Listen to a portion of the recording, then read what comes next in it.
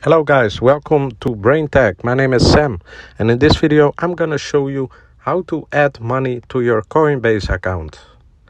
As you can see, I'm at the homepage of Coinbase, and here you can see add cash.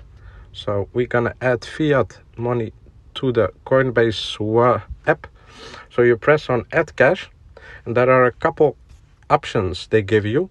You can Ideal is the most used payment service in the Netherlands, where I'm from, but you can also send it through an easy bank transfer or a Euro bank account that's linked to your account.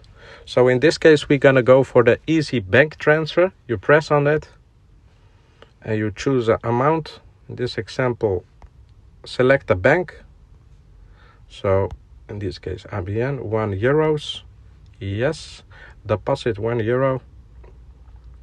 The Coinbase fee is free. The total is 1. Continue to true layer. And then you bought it and added cash to your Coinbase.